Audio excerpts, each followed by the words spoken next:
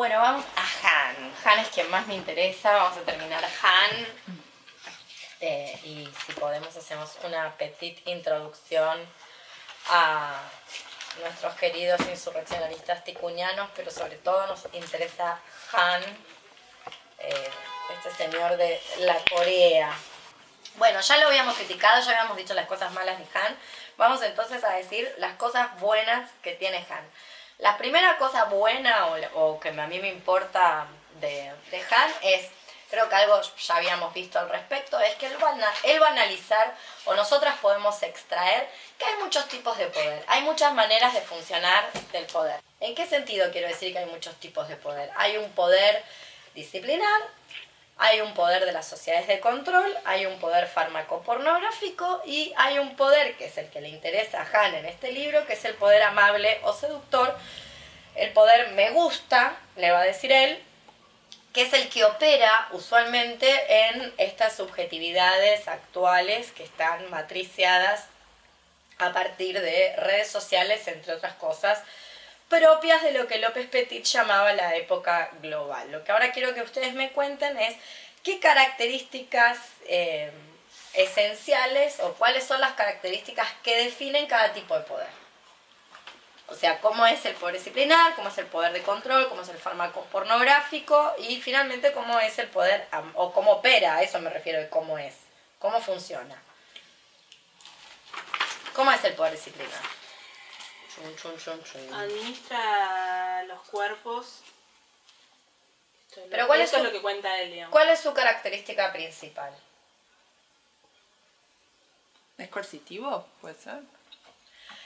Es más coercitivo. Igual siempre estamos, yo lo que quiero decirles es lo que repito lo que dije la semana pasada. No importa cuántas vueltas de marketing le dé toda esta gente a las cuestiones, estamos siempre frente a esto que se llama poder productivo. Es decir, que el poder produce. ¿Y qué es lo que produce? Bueno, produce un montón de cosas, pero el producto principal del poder somos nosotras, los sujetos. O sea, eso es lo principal que produce. Nos produce materialmente. Materialmente quiere decir en nuestros cuerpos y en nuestras subjetividades. Produce la materialidad de quienes somos. Eso es lo que produce el poder. El poder disciplinar hay una característica. O sea, todos estos poderes son productivos. Es decir, producen sujetos. La variación es cómo los va a producir. Eso es lo que varía. Pero todos producen sujetos. El disciplinar necesita los grandes espacios de encierro. ¿Y qué es lo que hay en los grandes espacios de encierro? ¿Qué hay en las cárceles? Y en las escuelas. Y en los hospitales. Tutores y vigilantes. Hay una arquitectura visual que le inventó un arquitecto, que Bentham, creo, si no estoy citando mal, que se llama panóptico. ¿Qué quiere decir el panóptico? El panóptico es una celda que por un efecto de luz y también por un efecto de cómo está dispuesto, especialmente en la cárcel, permite ver todas las celdas de los reclusos al mismo tiempo y que todos los reclusos de sus celdas vean que el panóptico está ahí, pero no si hay alguien.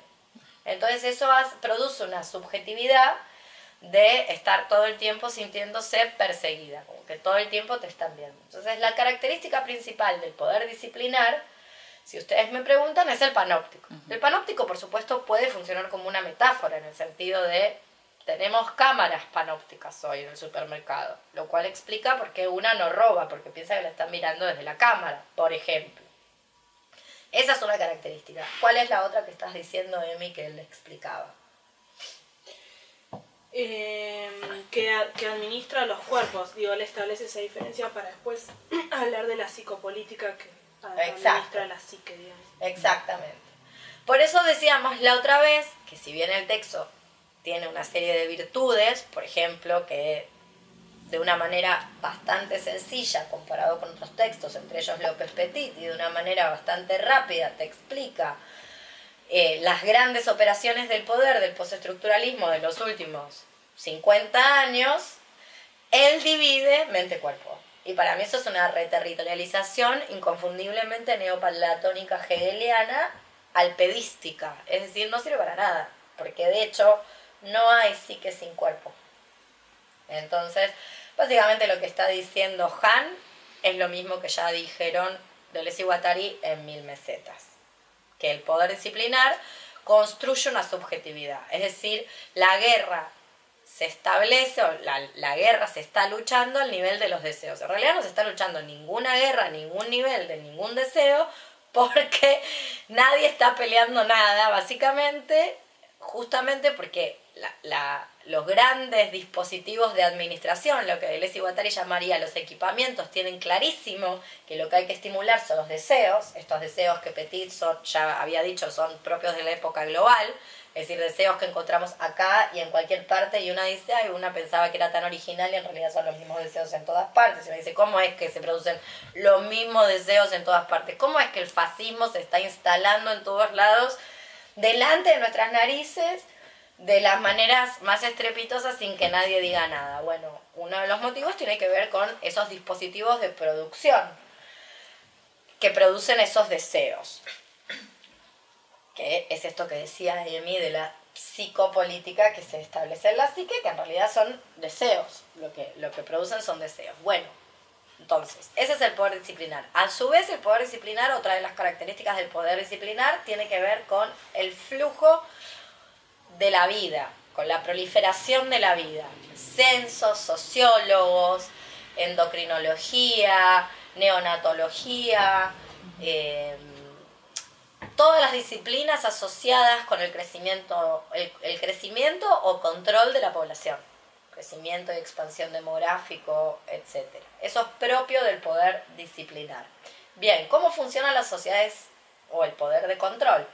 Para esto, quizás no lo hayan leído para hoy, pero yo les sugiero que chequeen, no lo dice Han, pero a mí me interesaba como ver estos 4 tipos de poder, chequeen postdata las sociedades de control de Gilles Deleuze, que es un texto muy breve que tiene Gilles Deleuze, donde Gilles Deleuze hace una adenda al poder disciplinar de Foucault. ¿Por qué le hace una adenda? Porque la idea es que no hay simplemente en la actualidad, y en la actualidad de aquel texto llamado postdata contra o a las sociedades de control, tiene diferentes traducciones, no hay solamente espacios de encierros con panóptico, hay otras maneras de producir subjetividades, de producir deseos y finalmente de producir sujetos. Por ejemplo, para quienes conocen el texto lo han podido leer, ¿cómo opera la sociedad de control? ¿Ideas? Redes sociales. Un poco antes, el texto es anterior, no existía. Cámaras. Ay, gracias. La característica de las sociedades de control es que se administran y se incrementan todo lo que tiene que ver con los flujos de capital. Es decir, cuenta bancaria, tarjeta de crédito, todo lo que tiene que ver con lo numérico.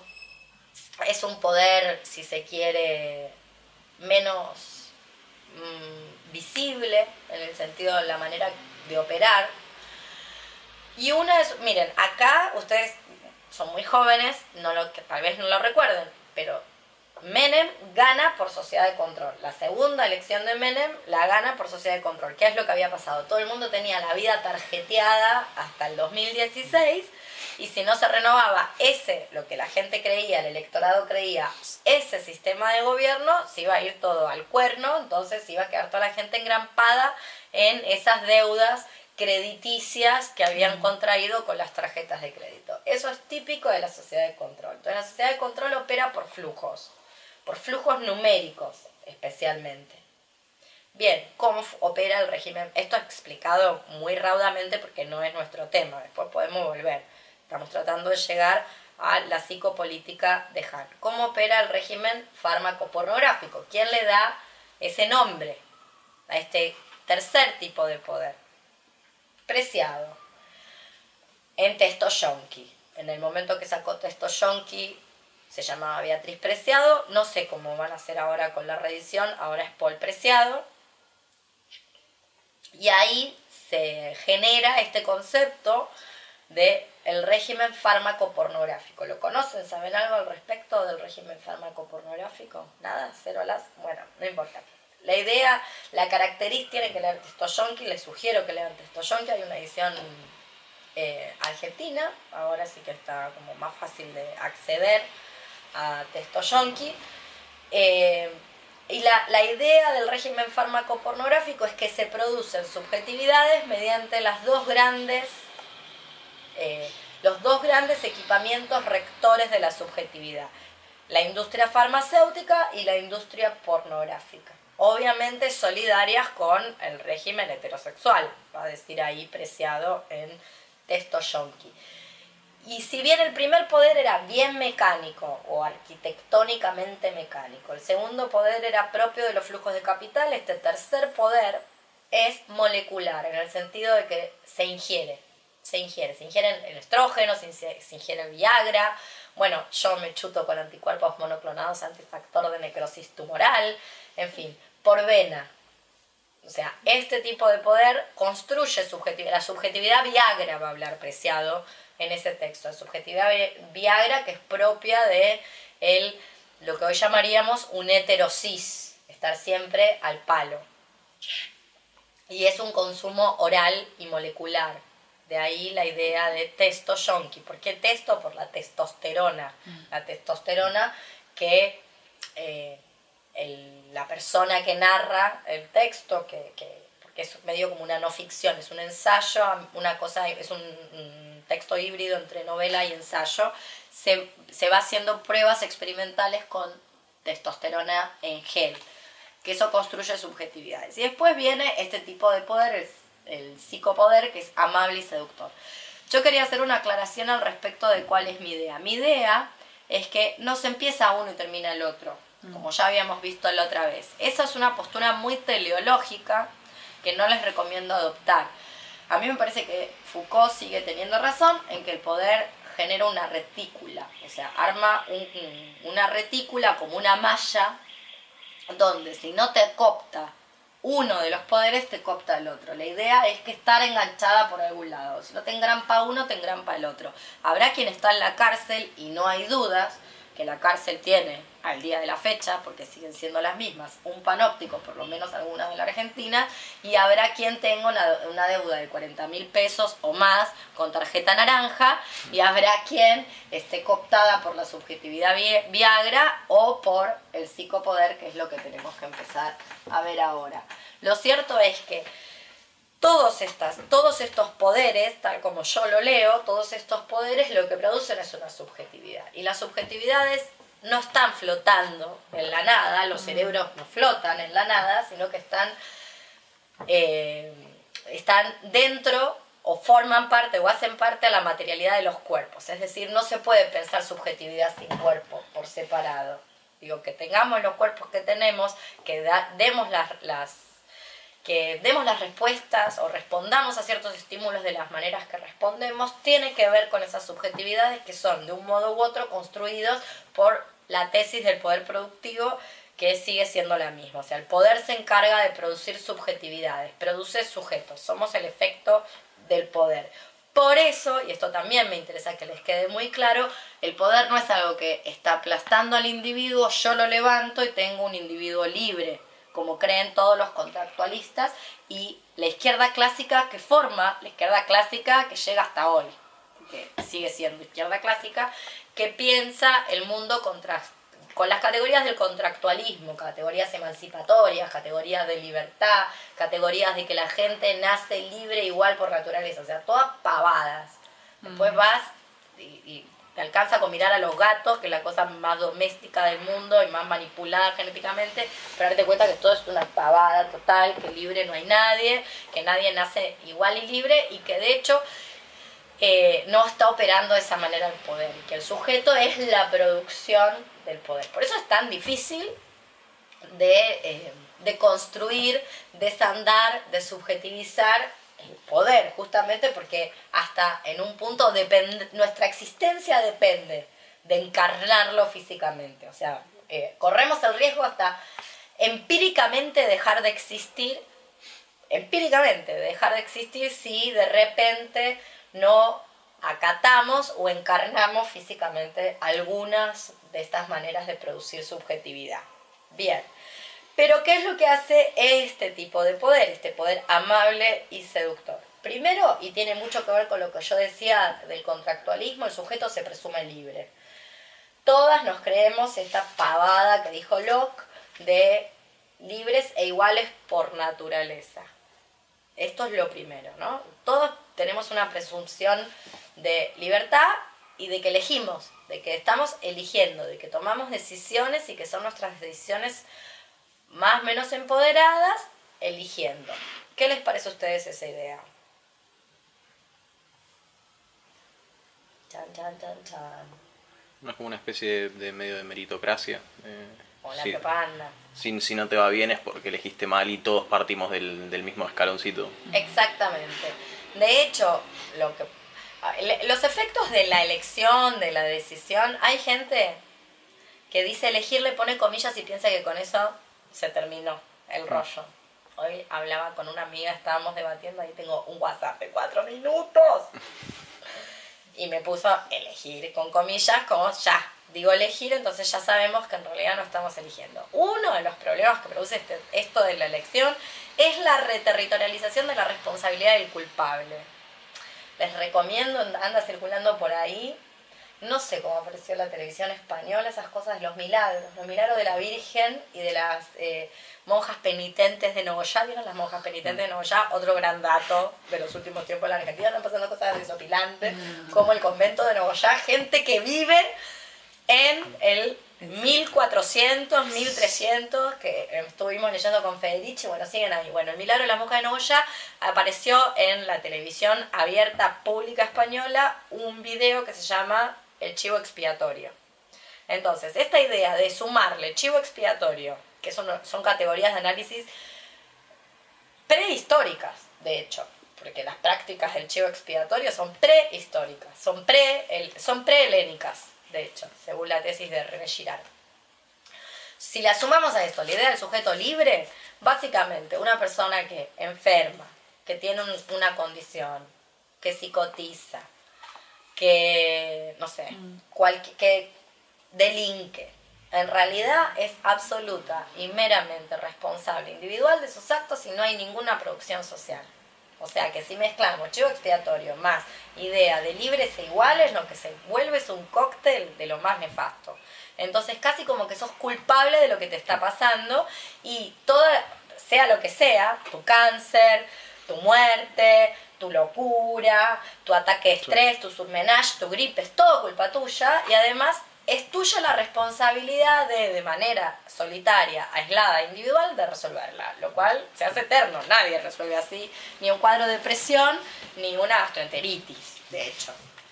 Por ejemplo, ¿no? Ya habíamos hablado cuando vimos el tema de Federici, la modernidad tiene mucho interés de desarmar el tendido de redes que, por ejemplo, ante una crisis económica podría autosostenernos a todas, por ejemplo.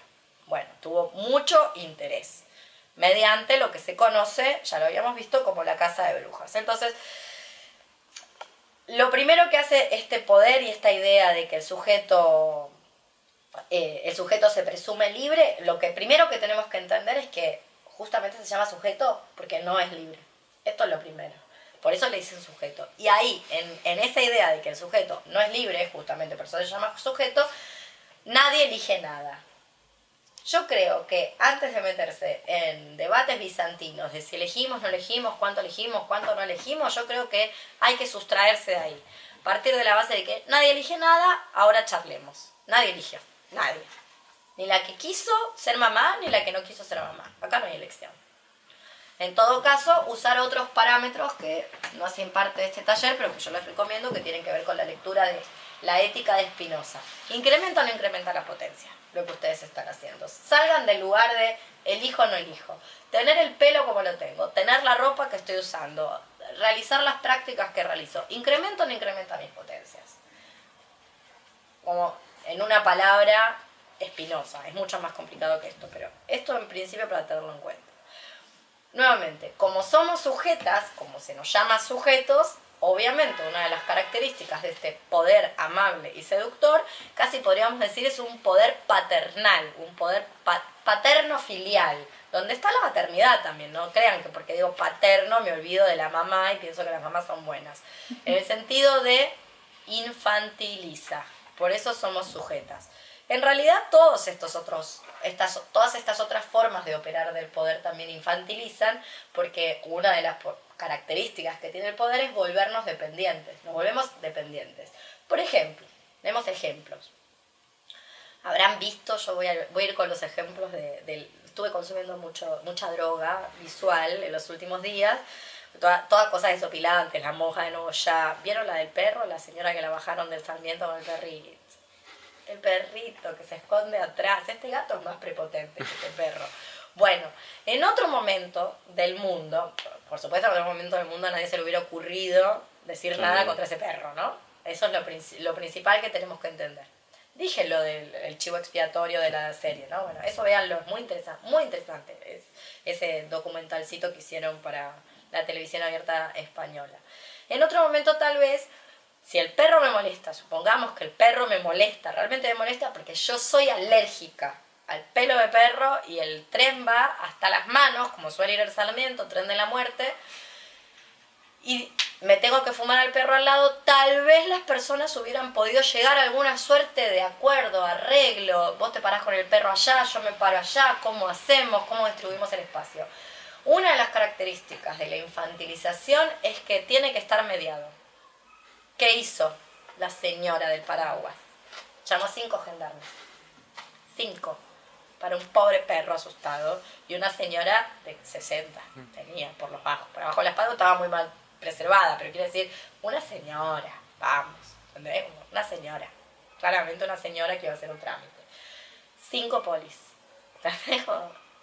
Impresionante. Ya ni siquiera al chancho. Eso es lo que hubiéramos hecho antes. Llevar al chancho, al guardia del tren, como me molesta el perrito.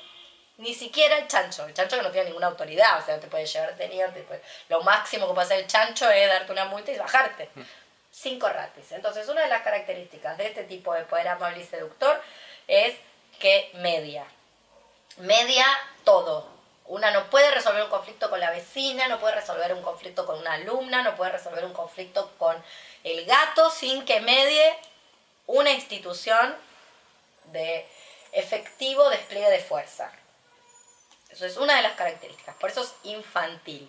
Puede ser que haya también como un poder normalizador ahí del sistema de decirte, porque yo no sé, alguna vez me he encontrado que capaz ante alguna cosa que, no sé, alguna norma de la más vuelvo a poner hasta lo del perro, capaz no a ese nivel me ha pasado, pero como de enojarte solamente porque no se puede, entre comillas. Claro que sí. Es como que... Con la bici. Vos andás en bici, ¿verdad? Sí. ¿No te pasa con la bici? Que pisás la senda peatonal y se enojan con Sí, vos como sí, no se sí. enojarían con el coche. Vos decís, ni te rocé, y ando Sí. mejor en esa bicicleta que lo que camino. Sí. Hay más posibilidades de que te pise un pie caminando que en la bicicleta. Sí, me ha pasado de... Le pasás a 20 metros Sí. y solamente estás más adelante para que no te pisen a vos los coches que no te ven. Sí, obvio. Y la gente se enoja porque una vez un viejo me quiso pegar. Sí, Me tiró el manotón. una vieja me Y yo lo miraba diciendo, señor, o sea, me bajo de la bicicleta, lo mato, no haga eso. ¿Entendés? No me fuerce a defenderme. Me mataba una vieja. ¿De verdad? Me metió el bastón en los rayos de la bici. Una viejita re tierna, ¿entendés? No son tiernas. Pero no al son final, tiernas. no, claro, pero era como A todo la así. vieja no les importa nada. Sí. Fue increíble. Yo dije, bueno, está bien. ¿De verdad? Se sintió como que yo estaba ahí, la reavalaba. Que yo estuviera ahí para Sí. potencialmente matarme. Porque no voy a la mierda. Sí. Hay como una cosa así de que está inculcada en la gente en mayor o menor De que medida. hay que hacer lo que dice la ley. Claro. Así sea una pelotudez. A mí me pasó de andar en skate por la bicisenda. Criminal. Por la bicisenda, y porque se Criminal. llama bicisenda. No es para skate. Claro, me pasó por al lado. No había nadie en la bicisenda, me pasó por al lado una persona en bici y después de que me pasa me dice, es para bicis, ¿eh? Tenía una gana de tirarle un piedrazo en la cabeza y que se muera. Pues Sí, como... estoy segura que no se lo dice a todos los coches que hay estacionados en la bicisenda. Digo, la bicisenda se llama bicisenda porque hay que ponerle algún nombre, pero es claramente para rodados a tracción a sangre humana. Claramente. Todas las cosas que no incluyan un motor a combustión. Entonces, ese planteo, hacéselo al motoquero y al coche. No, al chabón que está con el skate, que además, si hay algo con lo que es difícil producir un accidente, es un skate. Porque además va más lento que la bici, además. Y ya se acabó, deja de andar. Cosa que con la bici, en una de esas, no tenés tanta suerte. O sea, si hay algo difícil de producir un accidente, si hay algo con lo que es difícil producir un accidente y herir a alguien, es, bueno, digo, involuntariamente. Involuntariamente tiene muchas posibilidades. Involuntariamente es un skate. Pero bueno, exactamente, sí. Dice bicisenda, es como un mente cuadrada. Fascinante. En el banco ya a esta altura es como, no sé, una sala de espera en un hospital, toda la gente está mirando para un lado así, es un bajón. De un neuropsiquiátrico. Es espantoso, son 40, 50, 60 personas, ¿viste? El Banco Nación, que es gigante, todo una cosa horrible. Y no sé cuánto estuve ahí, 1 hora y media, pasaron muchas secuencias que fueron muy cómicas, pero me parece que la que más sirve para esto es que en un momento de repente... En una esquina había gente agrupada, que ya de entrada en un banco eso es llamativo porque eran como 5 o 6 personas hablando entre todas animadamente, ves si estás en el banco. Y de repente entra un pibe con una guitarra y se pone a tocar la guitarra adentro del banco, lo cual es un delirio. Yo dije, no, qué bueno. Tocaba una canción de mierda, pero dije, no, qué bueno que esté tocando la guitarra adentro del banco. Claro, fascinada, ¿viste? Todo así, yo dije como muy bueno. Claramente 5 segundos después viene un cana sin que nadie diga nada. Que yo creo que un montón de gente que estaba sentada ahí conmigo, hacía 1 hora, estábamos todos ahí. A cualquiera, por más que la canción era un bajón, le parecía que estaba buenísimo que estuviese sonando una guitarra en un banco, porque el clima era asqueroso. Y el policía vino a ser intermediario, mediador entre la nada, porque no solamente no existe una ley que diga no se puede tocar la guitarra dentro del banco, porque es algo que no está contemplado, creo yo, sino que nadie se había quejado, y vino a ser como de mediador y decirle, mira, vos acá adentro no, te voy a tener que pedir que pares porque hay reglas de convivencia. Eso fue exactamente lo que le dijo. Reglas de convivencia, apeló a eso. A las reglas de convivencia. A la jurisprudencia natural. Me encanta. Preley, Antígona. Sí, yo reglas de convivencia. Quedé muy fascinada porque no me parecía que fuese del orden de las reglas de convivencia lo que estaba pasando. Me pareció más que como policía le molestó un montón que hubiese alguien tocando la guitarra, que a alguien realmente como a nivel de convivencia le pudiese llegar a molestar que eso sucediera. A mí me descolocó totalmente. A mí nunca me había pasado algo así, ni lo de la guitarra, ni ver algo así como... Fue un teatro. Está el experimento del científico que se llama Milgram, que lo que ¿cómo se llama? Se propuso a analizar y poner a prueba era hasta qué punto cuando vos tenés una orden, aunque no sea a obligación, vos hasta dónde la seguís, hasta dónde llega el humano bajo órdenes. Y habían puesto un aviso en un diario diciendo que se buscaban sujetos para una prueba de tolerancia al dolor y se pagaba. De determinada tal edad se pagaba algo y que bueno, se podía hacer. Y se hacía pasar al sujeto que era efectivamente sobre quien se hacía el experimento y otra persona sobre la que se hacía el experimento que era falso, en realidad era un actor. Porque era un placebo. Claro, un placebo. A esta persona que era el actor se le decía, bueno, se te va a pasar una corriente eléctrica por tu cuerpo para probar, vos vas a poder decir hasta acá me duele y listo, se termina. Y el que realmente era el sujeto de prueba, se le decía, bueno, vos vas a activar la electricidad. Entonces al tipo lo sentaba. No tenía electricidad, no claro. había realmente electricidad, pero la persona que tenía que pasar la electricidad pensaba que estaba pasando corriente eléctrica. Claro. Es impresionante. Entonces le decían, bueno, el tipo tenía como un control, con unas perillas, unas luces, todo, mentira, pero bueno, daba esa idea. Y la persona estaba sentada en una mesa, lo tenía visual enfrente, sentado en una silla, medio atado, y la persona que era un actor ya tenía seteado que en determinado nivel de voltios, que pensaba que la otra persona estaba dando, tenía que empezar a protestar, empezar a decir como que se empezaba a mover en la silla, como le estaba empezando a molestar, pero se lo bancaba. Entonces el científico, bueno, suba 25, no sé, 25 volt más, ok. Y ya empezaba a molestar de más y en determinado voltaje siempre el actor empezaba a decir, no, basta, me quiero ir. Y la gente, por lo general, lo primero que hacía, el que estaba administrando la electricidad, era mirar al tipo de bata, que podía ser un fulano cualquiera, pero estaba presentado como que era la autoridad. Y lo miraba así, y el que era el que hacía de científico tenía ya seteado en el experimento que lo único que tenía que hacer era decirle, no, hay que seguir con el experimento. No, esta persona se decidió dar el ok. Entonces hay que seguir. Nunca se los obligaba ni a... Se podían ir y pararse e irse. Sí, como yo no continúo. Claro. Nada, le está doliendo. Y ya llegaban la No mayoría... sigo, ¿no ves que le duele? Lo estoy viendo, no, chao. Ya No llegaba me pagues. llegaba un punto que la actuación ya el tipo gritaba, me quiero ir, y la mayoría de gente, no me acuerdo la cantidad ahora, pero fácil el 75% le daba hasta niveles de grito.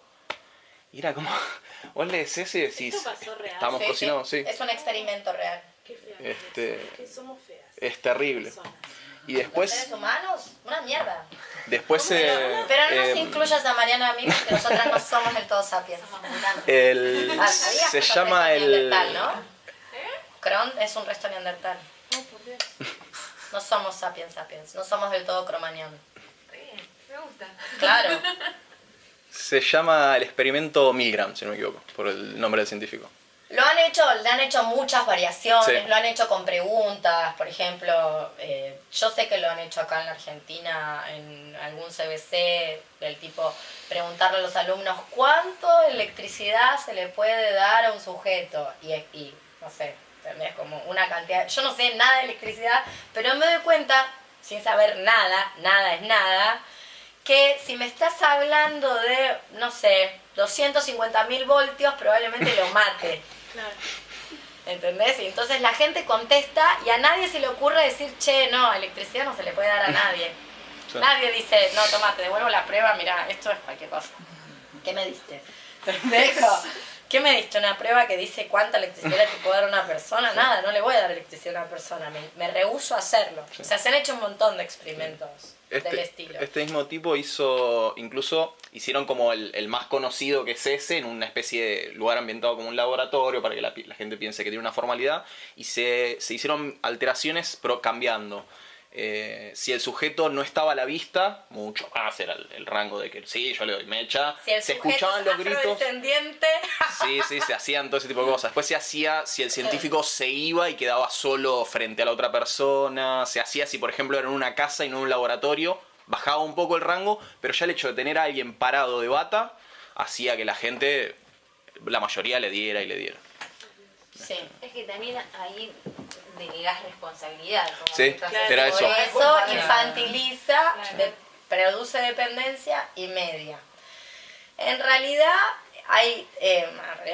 hay otra bibliografía que pueden consultar al respecto, que hay una peli, de hecho, muy interesante, que es la peli sobre la vida de Hannah Arendt, que se llama La banalidad del mal, que tiene que ver con la cobertura de Hannah Arendt a los juicios, los juicios a los jerarcas nazis. En algún momento enganchan a Eichmann.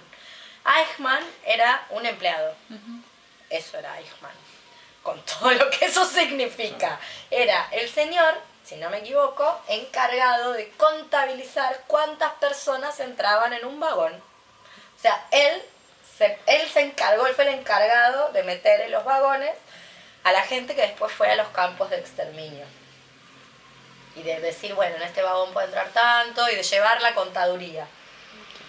Lo enganchan, lo llevan a juicio, y la hipótesis maravillosa de Arendt es que atrás no hay un monstruo. Que eso es un chabón promedio que pone sellos, una estampa sello promedio, queriendo hacer bien su trabajo. Nada más. No hay como grandes odios monstruosos psicopáticos. Es decir, es uno de nosotros con el sello de la muerte. Digo, el tema es que uno no tiene el sello de la muerte, ¿entendés? Tiene un mate en la mano. Bueno, y la hipótesis de Hannah Arendt es que no hay ahí un monstruo, que es un ser absolutamente banal, recibiendo órdenes sin cuestionarlas, haciendo bien su trabajo de manera eficiente, porque el tipo tiene como un honor por realizar bien su trabajo, que es en general lo que tenemos nosotras. Yo también quiero que ustedes la pasen bien en la clase, no sé, Marian es periodista, también quiere escribir bien su nota, Únicamente que justo lo que nosotras hacemos no afecta tanto la vida de otros seres vivientes. Solo eso, por eso la banalidad del mal. El mal es absolutamente banal. En las entrevistas que les hacían de seguimiento, después a la gente que le decían que era un experimento y se lo explicaban, era genial las dos cosas de la gente que le daba mecha a la electricidad. Las cosas que más lees era la imagen que tenían de sí mismos, de no, pero yo soy una persona bien y llevo a mis hijos al colegio, y como tenían toda una imagen de sí mismos, de no, yo nunca lo podría haber hecho, y le digo, mecha. Y la otra era, que era muy presente en todos, era él se prestó, él dijo que sí al principio. Nunca cuestionando que puedes decir no en cualquier momento, pero no Sí, importaba. nunca cuestionando que quizás el que te está diciendo sí no está sabiendo lo que dice y mejor no, ¿entendés? Sí. Como que es consentimiento, Sí. es consentimiento ABC del consentimiento. La chica borracha, drogada me está diciendo Yo hacía que sí, ese paralelismo. ya, Sí. no puede andar, no me importa Sí. si me dice sí, que me diga sí mañana. Yo la acuesto a dormir, le saco las zapatillas, le acerco el balde porque va a vomitar y mañana le dejo mi número. Toma, si mañana todavía es un sí, llámame. Sí, ahora no vale nada, ¿entendés? Ya sé que se está viniendo conmigo, pero ¿a dónde se está viniendo? Al infierno, ¿entendés? Que mañana careta me diga, ¿entendés? Yo cuando leía ese, No cuenta ese sí. Eso lo sabe cualquiera, no cuenta. Eso es un sí trucho, ¿entendés? Sí, me está diciendo sí. ¿Bajo qué efecto? ¿De 2 damajuanas de vino tinto? ¿Patero? Bueno, no. ¿Cómo sigue caminando después de 2 damajuanas? Yo conozco gente. No, porque... Conozco gente que puede caminar y puede decirte que sí. El tema es que ese sí no cuenta. Mañana con un tecito y resaca decime sí. Ahora no. Yo hacía el paralelismo de cuando ahora sale una chica a denunciar a su abusador, a su violador, que capaz era la expareja, un conocido, alguien de la familia. Siempre está él o la que sale a decirle ¿para qué fuiste a la casa? O... pero es como... yo no sé, no entra en la... no me entra en la cabeza. Sí. Era eso, ¿eh? Era la gente diciendo, pero dijo que sí al principio. Sí. No sabes qué decirle Sí, a una persona tal cual. No, Tal no cual. le decís nada, le metés la traba y te vas corriendo. Le metes el paraguas en la rueda. Le metes el paraguas en la rueda. Bueno, entonces, este poder amable, seductor, ya se habrán dado cuenta, te da facilidades, te da libertades, te sujeta a libertades en realidad. Por eso es tan fuerte el discurso de la libertad. Son libertades que tienen que ver con libertades para denunciar. Vieron que ahora hay todo tipo de números para poder hacer todo tipo de denuncias de todo tipo de cosas, de lo que queramos. Por eso para mí era tan importante pasar por el tema de la Inquisición, porque la Inquisición lo que hacía era infiltrar gente que denunciaba. Esto se molecularizó, estamos mucho peor que en esa época. No vemos los elementos de tortura, pero estamos mucho peor. En el sentido de siempre estamos sujetas a las libertades de denunciar, de tal número para llamar y denunciar. En cualquier momento, véanlo lo del convento de Nogoyá, es muy interesante lo que pasó ahí, porque tuvo que ver justamente con las denuncias. Las denuncias probablemente muy atinadas, pero pero lo que el público en general, la audiencia está confundiendo, la teleaudiencia que ve a las monjitas penitentes de Nogoyá, lo que está confundiendo es autodeterminación, la autodeterminación de unas señoras a vivir como ellas quieran, me decía una amiga de Entre Ríos, con la Madre Superiora, que es el problema, ¿entendés? No son las personas y sus prácticas como individuos, sino la señora que administra el convento, el problema. Y obviamente, bueno, toda la confusión. Pero bueno, este poder, de hecho, una de las características de este poder es que exige tu participación. Entonces, le dimos una vueltita a este caso que traía Martín, una vueltita más. El poder le dio una vueltita más. Porque sos criminal si no participaste. Si por algún motivo que sea, vos no hiciste la denuncia, también sos culpable. Entonces es como la Inquisición, que la Inquisición funcionaba de esta manera. Te iba a tocar la puerta. Si vos no demostrabas nervios, supongamos, porque no tenías nada que ver con lo que estaban diciéndote, y no tenías miedo porque decías, en casa no hay nada, eras motivo de duda. Si te empezaban a caer así en las gotas de sudor, pero decías, es la Inquisición la que vino a la puerta de mi casa, también era motivo de duda. Entonces no hay cómo escapar. Quien no participa, por ejemplo, denunciando, dando los nombres, diciendo quiénes, es culpable y responsable. Quien no hace la denuncia. Y quien la hace también porque fue. Porque hizo lo que hizo. Entonces no hay manera de escapar. Sí. Pero lo hace con muchísima amabilidad, lo hace con cariño. Y le llama a esto tener las posibilidades, tener la libertad. Por eso Han dice que es un poder amable y seductor. Entonces, la idea es que nada escape justamente al control, que sea todo luminoso, que sea transparente. Vieron que la gente exige transparencia en los procesos, exige que se comunique todo, exige que nada esté oculto o solapado o sea misterioso. Y eso en un punto tiene una razón de ser y uno podría estar de acuerdo, y por otro lado te lo pones a pensar y decís, ¿qué estoy diciendo de más? O sea, ¿qué les estoy diciendo? ¿Cómo pasa con el WhatsApp? Que nadie le destrabó, ustedes le destrabaron ya, ¿no? Nadie le había destrabado a eso de que estamos comunicándole con nuestros chats de WhatsApp a Facebook qué cosas nos tienen que promocionar. Entonces, es la libertad de comunicar y de participar. Porque este capitalismo, y esto se parece a este capitalismo me gusta, este tipo de poder amable, se parece a la tesis de López Petit, donde en realidad ya no somos ciudadanos, somos consumidores. O sea, no es que ser ciudadano sea una gran cosa, la verdad que es una gran mierda ser una ciudadana, pero ya no somos ni ciudadanas decimonónicas, somos algo un poco peor, somos consumidoras. En realidad somos usuarias de bienes. Básicamente eso. Entonces, la libertad que tenemos es la libertad de elegir el producto. Solo eso. Y a eso le llamamos participación política. Por eso Han va a decir que tiene algo del poder soberano. ¿Qué es lo que tiene el poder soberano? Que esta máquina, este tipo de poder, lo que hace es ceder la administración. Cede la administración de los cuerpos. O sea, que alguien decida por mí, que es este ejemplo que traía Martín. O sea, que alguien me lo dijo el señor de la bata blanca. Entonces yo lo hago porque me lo dijo el señor de la bata blanca. No importa si el señor de la bata blanca me está diciendo que frite a otra persona como si fuera, no sé, qué sé yo, una papa frita. No importa. Eso no tiene importancia. Bien. Ahora, para eso tenemos que producir al hombre masa. ¿Cuál es la característica del hombre masa? La característica del hombre masa es una persona con una subjetividad completamente global, pero que, como decíamos al principio, es individual en sus responsabilidades. Entonces sus deseos y sus prácticas y sus subjetividades y sus maneras de ver el mundo están completamente globalizadas, pero después es individualizado en sus prácticas, en sus conductas y especialmente en todos sus desplazamientos. De allí que en algunas partes eso va a llegar en algún momento acá.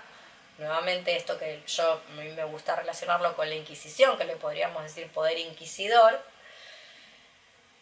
va a ser motivo de desconfianza que, por ejemplo, como decía Federici, una persona no tenga trabajo asalariado, que una persona no tenga cuenta de banco, que una persona no quiera recibir una factura, no quiera hacerte una factura, no quiera firmar un contrato, no quiera un salario fijo, no quiera tener lo que todo el mundo se supone que quiera tener, no quiera tener una jubilación, se quiera, no sé, lapidar la plata en vida porque piensa que no va a llegar a vieja, entonces se la gastó toda, en vez de ir en cuotas, no sé, como endeudando el futuro. Esa es una de las características, si no, no puede operar. Entonces, necesita generar esas disciplinas, yo le digo disciplinas de masa, necesita equipamientos de masa. Los equipamientos de masa, los que producen esas masificaciones deseantes, esas masificaciones, esos sujetos masa, son las que todas conocemos. O sea, por un lado te masifica y por el otro lado te singulariza. No voy a decir ninguna para que nadie se ofenda, pero ustedes desconfíen de todo aquello donde toda una población entera se mete acríticamente. Y piensen en sus propias biografías. Piensen si ustedes tuvieron en el momento, los momentos bisagra, posibilidad de elegir otro destino. A ver si realmente hubo elección. A ver si alguien de la clase media puede decir, yo quiero ser el chabón que toca la guitarra del banco. Yo quiero ser ese loquito. A ver si hubo esa posibilidad. ¿Entre qué elegiste? Entre derecho y letras. Eso es lo que había para elegir. No había una posibilidad de decir, voy a elegir entre hacer un postdoctorado en la Sorbona o ser trabajadora sexual autónoma. Eso no es, eso sería elección. Eso no se está eligiendo. O sea, toda una población se mete a un espacio de encierro por tu propio bien y por el futuro.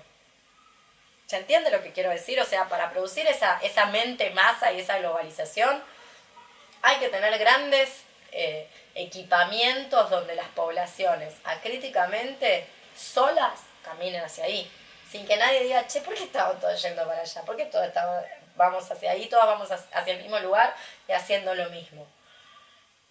Entonces, así es como se puede desde algún punto de vista registrar esas operaciones del poder. Quería leerles en la página 37, ¿dónde me quedó Han? Acá. En la página 37, si lo tienen a Han, las características del poder disciplinar que se ocupa de la biopolítica. Ay, no, al otro lado. Me dijeron que lo hace así. Miren, dice: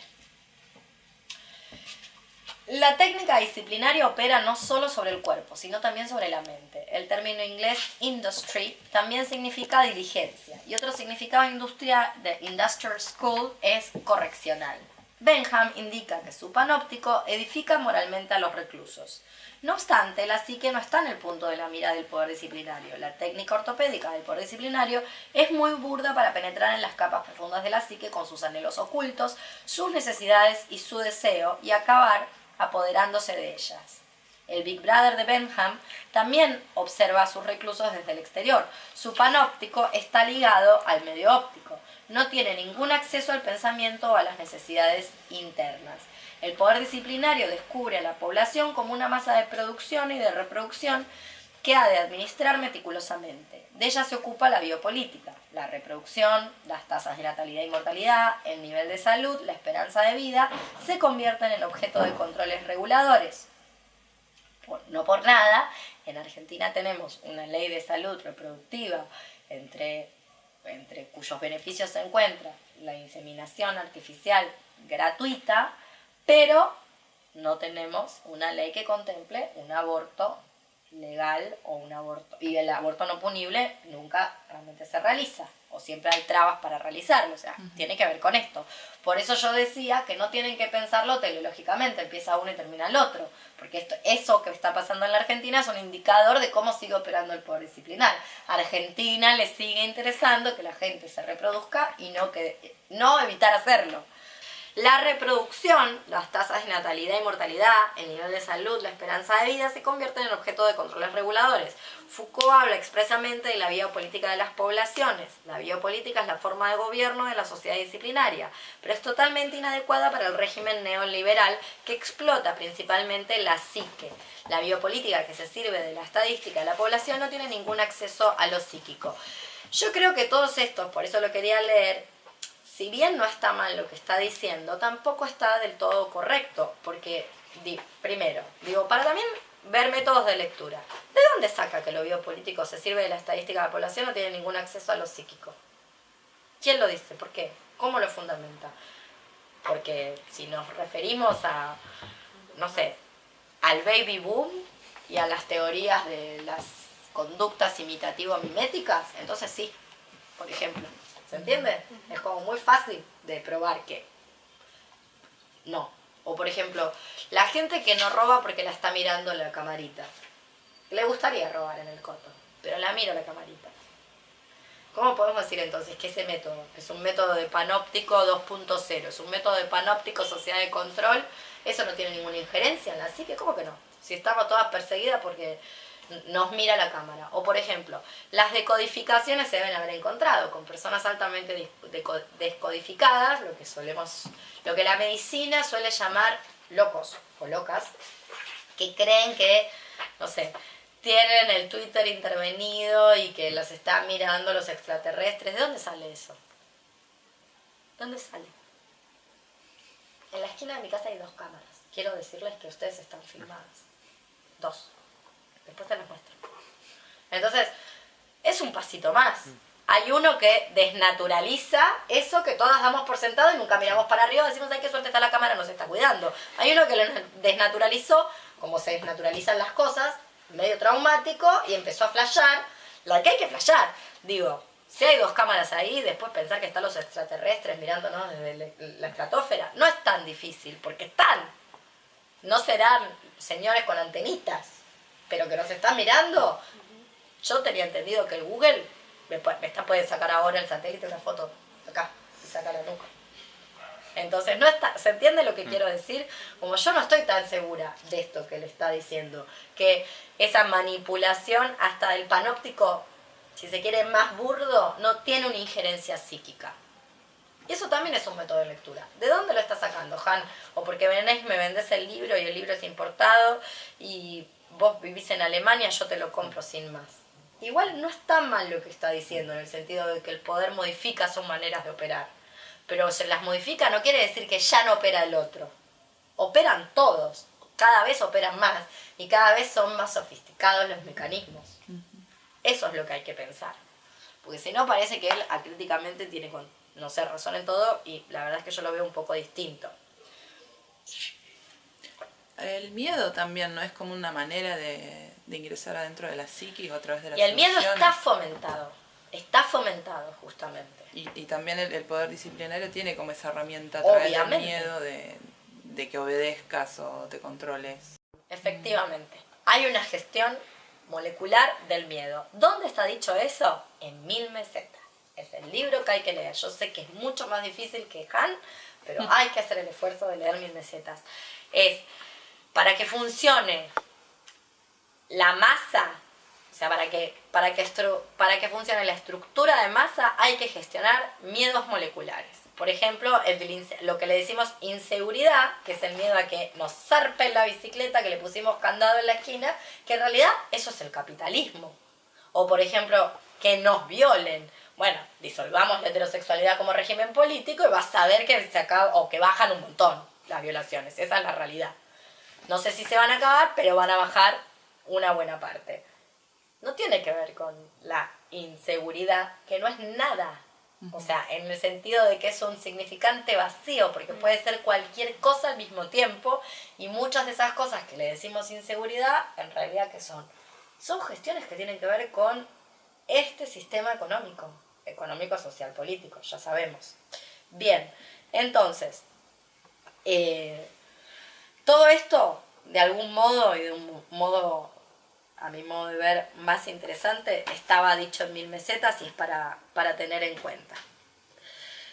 Pero, ¿qué nos interesa a nosotras de este texto? ¿Qué podemos rescatar de este nuevo tipo de poder?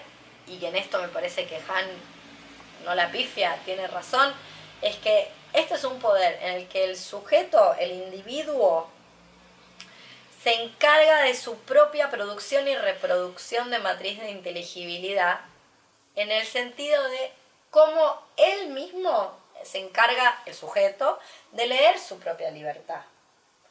Por eso digo, somos todas usuarias, somos todas terminales, puertos USB, podríamos decir. Somos todas puertos USB. O sea, somos las encargadas de contarnos el propio cuento acerca de nuestra propia libertad y de producir nuestra propia inteligibilidad. Por eso habrán visto, llenos de técnicas del yo, tecnologías del yo, diría Foucault. Pero esas tecnologías del yo actuales, a diferencia de las tecnologías del yo que analiza Foucault en su libro Tecnologías del Yo, son tecnologías del yo masificantes. Mindfulness, coaching, programación neurolingüística, CrossFit, No existe el CrossFit, chicas. Lo que existe es el entrenamiento funcional. Lo que existe es querer ser peleadora de combate y tener que hacer un entrenamiento específico para poder derribar a alguien, poder levantar a alguien, poder hacer un bloqueo, poder arrojar a alguien como en judo. Eso existe. El CrossFit es un invento de querer todas ser, tener un determinado cuerpo preformateado. A eso le decimos elegir. ¿Conocen el aforismo que está en un libro que es muy divertido, se llama Prohibido Fumarx? ¿De dónde sale esto? Prohibido Fumarx. El aforismo es así. Tu vieja te dice, ¿te lo comes o te lo hago comer? A eso le llaman elegir. Y la Bueno. sociedad de control sería lo segundo, ¿no? No, lo primero. O sea, elegir vos comerlo. En o que realidad, alguien te obligue yo a creo comer. que son todas al mismo tiempo. Ujú. En realidad te lo comes y vos pensás que estás eligiendo. Y pensás que no hay una coerción. Claro. O sea, pensás que estás realmente eligiendo. Y no existe eso. O sea, lo que él llama el régimen neoliberal presupone, genera estados anímicos, que los genera mediante los equipamientos, Facebook, Twitter, los blogs, las redes sociales, el WhatsApp, el Telegram, las conectividades múltiples que en realidad no hacen más que aislarnos, nunca estuvimos más desconectadas, que lo que incrementan, lo que hacen es producir diseños emocionales, él va a hablar. No está mal lo que dice de los diseños emocionales, lo que pasa es que yo insisto, no soy yo la que insiste Foucault, insiste Deleuze, insiste Preciado. Esos diseños emocionales no son solo psíquicos como la psique estuviera escindida del resto. O sea, tiene que ver con lo que consumís, lo que ingerís, lo que comés, cómo lo cocinás, cómo lo produjiste, cómo accediste a eso, con los lugares donde estudiaste, las posibilidades que hubo de hacer otra que nunca la hay. O sea, si no sería tan simple como apagar la tele o apagar la compu, como, no sé. Y no es tan simple como eso, justamente porque se va apretando ese tejido, esa malla, se va apretando deja permear algo. Es como esas mallas metálicas, los tejidos metálicos. Pasa el aire. No pasas vos, pero el aire pasa. Entonces no da sensación de barra, de que estás tras unos barrotes o que estás en una celda completamente cerrada. O sea, mi idea es que ese diseño emocional hay muchísimas maneras de gestionarlo, que son múltiples, y que esas maneras de gestionar, de diseñar las emociones de la gente para que produzca más y no produzca menos, para incrementar su rendimiento y para que finalmente nadie objete y discuta el mundo en el que vivimos en la actualidad, tiene razón que está ligado a las emociones, pero esas emociones se manufacturan materialmente. Y se manufacturan materialmente, a veces materialmente no quiere decir mecánico, puede ser molecular. Esa es la objeción grande que yo le estoy haciendo. En el sentido de que efectivamente, el miedo, vos diste un ejemplo buenísimo, el miedo, eso es una emoción. Está manufacturado. ¿Cómo? Y bueno, prendés TN y te agarra miedo. O sea, prendés TN y no salís a la calle. No vas a pagar nada, no vas a pagar las cuentas al banco si ves TN, porque pensás que va a haber un cataclismo prácticamente. Bueno. O salís a la calle y ves cuerpos de policías por todas partes. No le da miedo eso a la gente. Le da seguridad. A vos te da miedo. Yo me cambio de vagón cuando veo un policía, me voy a otro vagón. Yo nunca vi tanto. Está o sea, Claro. esa es la conexión. Oh, ¿cuánta Exactamente. policía? ¿Por qué? Oh, porque hay mucha. Claro. Entonces tengo que tener mucho miedo. Hace unos días creo que en América, estaban hablando sobre las nuevas tarifas de gas y qué sé yo, y ya te ponían la música de tan, tan, tan, tan, tan, tan, como que habían matado a alguien. Es como- ya te condicionaban hasta con la música. Sí. Y sí, bueno, pero eso es material. No es no material. Bueno, de hecho todo es material. La verdad es que que todo es material. Pero bueno, entonces sí hay unas técnicas que son esas técnicas del yo, que en la antigüedad producían yoes singulares y en la modernidad producen yoes masa. Y por eso está tan mal visto y tiene tan mala prensa todo aquello que sea debilidad, fragilidad o estados valetudinarios, que es en realidad la esencia singular del cuerpo. Si algo es esencia singular de todos los cuerpos, no solamente los humanos, de todos los cuerpos, es eso, fragilidad y vulnerabilidad. O sea, es eso. De hecho, la debilidad, la fragilidad, los estados valetudinarios, es decir, enfermarse, decaer, envejecer, tienen tan mala prensa en parte porque ahí hay un potencial insurreccional muy grande. Esa gente que se fue a la huelga, y no se fue a la huelga desde la conciencia, se fue a la huelga desde el cuerpo, no se fue a la huelga desde operaciones intelectivas. Esas personas diagnosticadas como autistas. ¿Qué pasó? No sale nada no hay un rastro físico de por qué esas personas se niegan a cooperar. Se niegan a cooperar con el sistema. Bueno, ahí lo tienen, eso es un ejemplo. ¿Se entiende lo que quiero decir o voy muy rápido?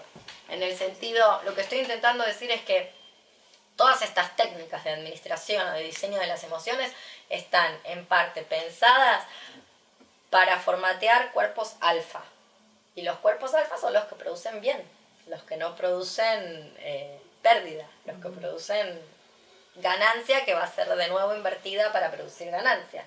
Entonces todas esas técnicas están, en vez de pensar que en los estados valetudinarios hay potencias a invocar, vivimos en un mundo que dice trata de evitarlo. Cuando no pudiste es culpa tuya. Y esas son las técnicas del yo, que son técnicas del yo masificantes, en vez de ser singulares.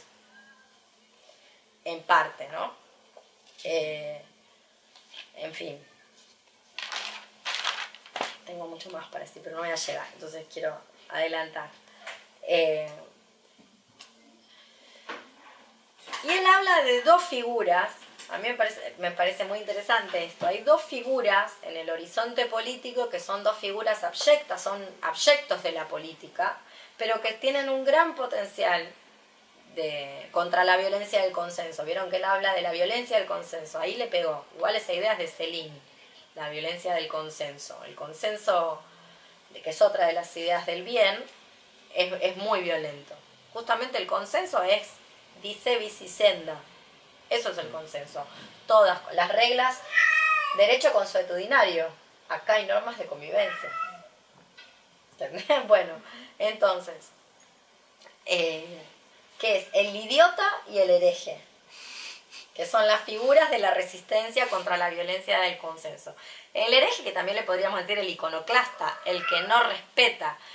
El hereje, lo que él llama el hereje, junto con el idiota, estas dos figuras de la resistencia contra la violencia del consenso, también le podríamos decir una persona iconoclasta. Y yo les contaba, vi un videíto muy chiquito, después se los voy a subir, muy divertido, en realidad, de un señor del stand-up hegemónico norteamericano, al cual habían acusado de burlarse en las redes sociales de las víctimas de tal o cual tragedia, catástrofe, sobre todo catástrofes naturales o lo que fuera. Y él decía en su show de una manera muy divertida, yo no lo voy a poder reproducir, que él en realidad no se burla de las víctimas, porque cuando estás haciendo esas declaraciones en Twitter ante tal o cual catástrofe, las víctimas no están en Twitter, están haciendo cosas de gente de víctima, muriendo, por ejemplo. ¿No? Eso es lo que él decía. Que él se está burlando de aquellas personas que creen que se pueden meter a una red social a dar su sentido pésame a alguien que se está muriendo en el Himalaya, una catástrofe natural y que arrasó con alguna población del Himalaya, y que en realidad lo que está haciendo es llamar la atención, dice. Lo único que está diciendo es, mirá qué buena que soy, teneme lástima a mí, no dejes de mirarme, etcétera, etcétera. Entonces, esa persona, doy este ejemplo porque esta persona me sirve para mostrarles cómo funciona un iconoclasta. Un iconoclasta es alguien que no respeta porque no sabe cómo, porque no tiene las herramientas, porque está modificado genéticamente para no poder, por un tendal de motivos, no respeta el consenso acerca de cómo tenemos que comportarnos. De hecho, hay un libro hermoso de Albert Camus que se llama El extranjero. ¿Lo leyeron, El extranjero? Bueno, en El extranjero, ¿conocen la canción de The Cure? Killing an Arab. Se adelantó a su época, Camus. Bueno, Killing an Arab de The Cure está hecha en base a esa novela. En la novela hay un señor francés que mata a un árabe. Esto lo sabemos todo, entramos a la Wikipedia, no estoy spoileando nada. Bueno, entonces, mata a un árabe, va a juicio. No lo condenan porque mata al árabe. ¿Por qué lo condenan? ¿No se acuerdan cómo era? No llora en el funeral de su madre. Bueno, entonces, rastreen, cuando vean ese documental que les digo de la casa de brujas, rastreen después todos los casos contemporáneos donde se juzgan a mujeres porque no lloran ante el tribunal. Por el motivo que sea, quizás es porque no les anda bien el lagrimal. ¿Cómo saberlo, no? Sí. Digo, esta gata, por ejemplo, no sabías eso, ¿no? No le anda bien el lagrimal. No sabía. No, está neurológicamente modificada. No, ya me lo dijo el veterinario, por eso tiene siempre los ojos sucios y demás. No le anda bien el lagrimal. Y habría que operarla, cosa que no vamos a hacer porque ¿para qué? Se lo limpio yo con un algoncito y ya. Entonces, miren la gata, pobre, terminaría presa. Justamente porque no le salen las lagrimitas. Entonces, cualquier persona, lo que estoy intentando decir es que estas figuras, que llama idiota, hereje, que una le puede decir también iconoclasta, son personas que en realidad no responden a los estímulos con las emociones correspondientes a lo que esos estímulos se supone que, de las maneras que deberían responder. O sea, hay un estímulo-respuesta, estas personas no están respondiendo de las maneras que corresponde. El idiota está completamente desconectado. Idiota es una palabra que él usa, no es una palabra que uso yo. El idiota porque está desconectado, así lo lee él. Yo creo que en realidad en las personas que solemos llamar neurodivergentes, que son todas estas operaciones de diagnósticos y de poder médico, en realidad no están nada desconectadas. De lo que están desconectadas es del mundo neoliberal, de lo que el mundo neoliberal nos está proponiendo a todas. Y están desconectadas desde un lugar que es todavía más potente que el de la supuesta conciencia, si es que existe ese lugar que Marx nos prometió a todas, que es el cuerpo. En el sentido de, no es voluntario que esas personas que llamamos Asperger hagan lo que hacen. Es involuntario, lo cual los hace todavía más potentes. O sea, desnaturalizan. Es el ejemplo que yo daba de a quien llamamos loco. ¿Está loco realmente? Una persona que puede ver lo que todas tenemos naturalizados, que quizás no está tan bueno. El Google Maps, ese que te saca la foto de la esquina a donde vos tenés que ir, y si justo tenían la ventana abierta, vieron que el Google Maps te saca una foto de dónde tenés que ir, te saca, vos ponés una esquina, esta y la foto. Es el autito que tiene un auto que pasa con una cámara arriba y recorre toda la ciudad. Ya así está todo, casi todo, no sé si el mundo, pero la mayoría de países está así. Es un auto que recorre todo y saca en 360. Ese me quedó mirando como... A mí todo esto del idiota me hizo acordar mucho, en realidad porque él en un momento él lo reivindica como, y me hacía acordar a Federici con dónde está la luz, dónde está el lugar, digamos, para ¿Dónde está la resistencia? Él, digamos, como que toma esta figura así como a lo último, como... Y a mí me hacía acordar mucho a la película que se llama Los Idiotas. Los Idiotas, de Lars von Trier, que tiene como una idea, quizás hacia el final varía totalmente, pero que, digamos, tiene como una idea bastante similar, que es la de hacerse el idiota para escapar un poco de...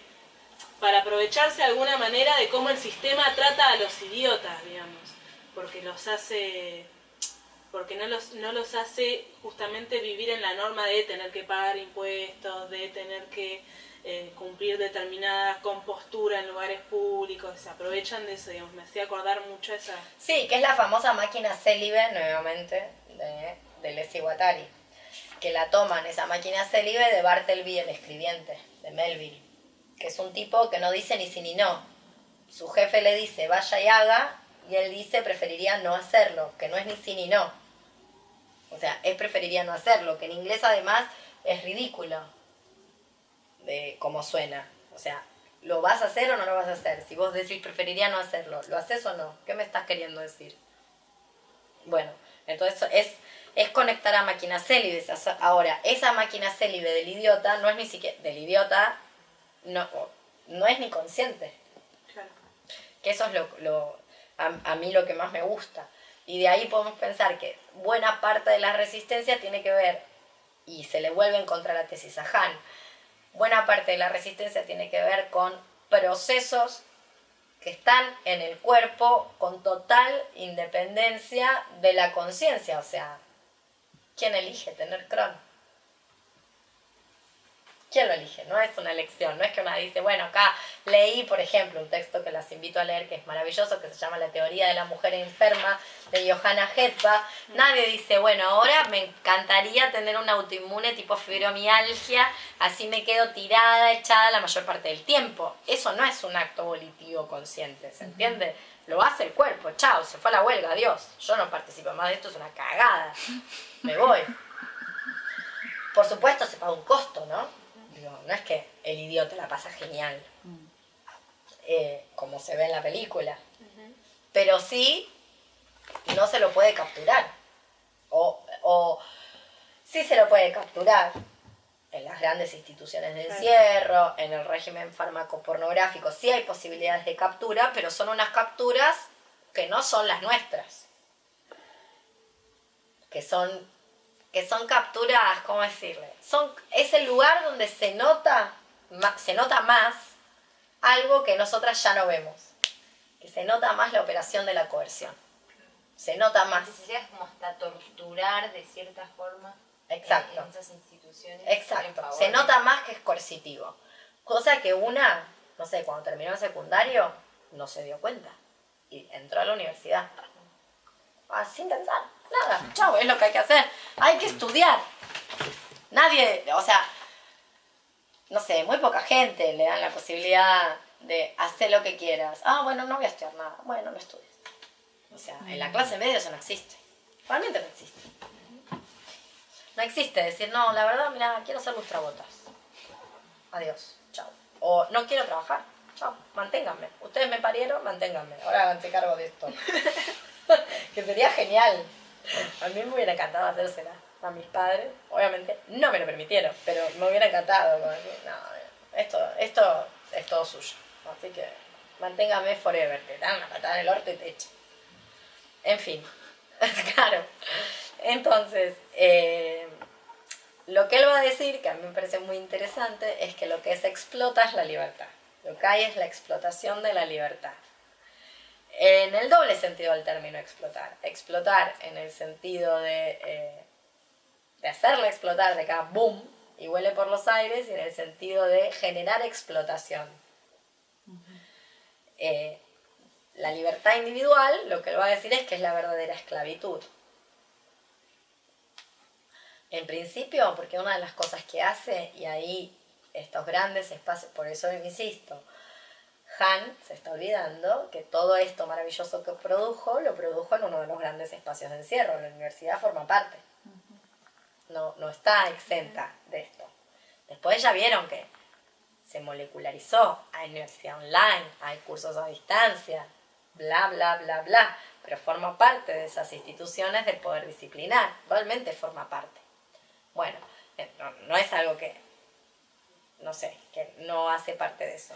Entonces, una de las cosas que hace esta explotación de la libertad es ponernos a competir. Nos pone a competir. Y ahí se arma solo el tema, porque en vez de ponernos a cooperar, nos pone a competir. Podríamos tener dispositivos que nos ponga a cooperar, pero nos pone a competir. Y en eso, vieron que a mí pegarle a la policía en la universidad son dos cosas que me gustan un montón. Bueno, es algo que, digo, la competitividad en el sentido neoliberal del término, si hay un lugar donde la competitividad está intensificada y apañada y exagerada y demandada, es la universidad. Yo soy de una universidad donde la gente no te pregunta cómo te sentiste en el examen, te pregunta qué nota te sacaste. Así, directo. ¿Cuánto? ¿Qué sé yo? A mí nunca nadie me lo preguntó en los exámenes de cinturón, nunca me preguntaron la nota. Te la dicen, te dan una nota, pero a nunca a nadie le importó. Lo que les importa es, rendiste bien, rendiste mal. Ya saben, todo el mundo sabe los exámenes de cinturón, que después ahí delante hay un tarado que puede poner cualquier cosa, que no sabe evaluar, lo que merda sea, y que lo que importante es que vos rendiste, ya tenés tu cinturón, buenísimo, chao, te vas a tu casa. Nadie te pregunta, ¿qué te sacaste? ¿Un 20? ¿Un 0? ¿Rendiste o no rendiste? Ya. Fin. Bueno, entonces, solo con ese dato numérico deberíamos entender lo de la competitividad.